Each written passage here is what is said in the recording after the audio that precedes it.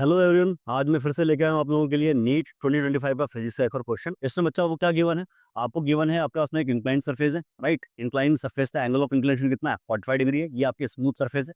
यहाँ पे किसी बॉडी को नीचे स्लाइड होने में, नीचे आने तक कितना डिस्टेंस ट्रेवल करना पड़ रहा है, ऐसे डिस्टेंस ट्रेवल करना पड़ रहा है, ठीक है जी। Then there is another incline surface, जिसमें भी एंगल ऑफ इंक्लिनेशन कितना है, 45 डिग्री है, बट ये रफ सरफेस है। रफ सरफेस मतलब फ्रिक्शन का भी यहाँ पर रोल होगा।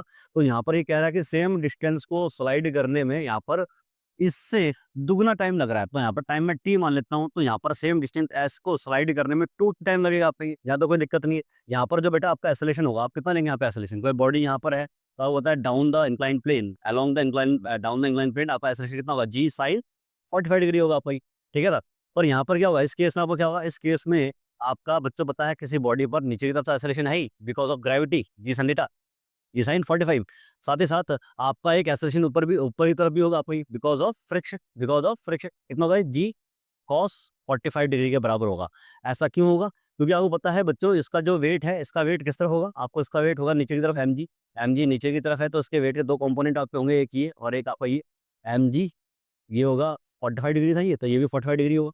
और ये mg साइन 45 आपका ये, तो इसकी वजह से नीचे स्लाइड करना चाह रहा है। और ये वाला कंपोनेंट कौन सा है, mg cos 45 आपका, ठीक है जी। और इसको काउंटर बैलेंस करने पे नॉर्मल रिएक्शन इंड्यूस होगा। और तुम्हें पता है जो फ्रिक्शन होता है बच्चों, वो नॉर्मल रिएक्शन पे डिपेंड करता है। नॉर्मल रिएक्शन हमारा कितना है, नॉर्मल रिएक्शन हमारा होता है क्या होता है, एम, इसको बैलेंस कर रहा है आपका, है ना। तो एम जी कॉस 45 को बैलेंस करेगा आपकी फ्रिक्शन, है ना। तो फ्रिक्शनल एक्सेलरेशन कितना होगा, फ्रिक्शनल एक्सेलरेशन होगा friction force upon mass of the body. तो फ्रिक्शनल फोर्स कितना है, ये है। इसको मास से डिवाइड कर देंगे तो you will get mu g cos 45। ये फ्रिक्शनल एक्सेलरेशन है आपका ये बच्चों, ठीक है ना। तो फ्रिक्शनल एक्सेलरेशन कितना है, म्यू जी कॉस 45, ये ऊपर की तरफ आपका होगा, राइट। तो इस केस में फ्रिक्शनल एक्सेलरेशन, नेट एक्सेलरेशन कितना हो जाएगा इस केस में, इस केस में बच्चों आपको नेट एक्सेलरेशन आपका हो जाएगा कितना, नेट हो जाएगा आपका नीचे की तरफ क्या है, जी साइन 45, जी साइन 45 माइनस, माइनस ऊपर की तरफ क्या है, म्यू जी कॉस 45। तो ये आपका नेट एक्सेलरेशन है बच्चों इस वाले केस में, राइट। और इस वाले केस में नेट एक्सेलरेशन कितना है, g sine 45, because of gravity only, because ये स्मूथ सरफेस है और ये रफ सरफेस आपकी है, ठीक है ना।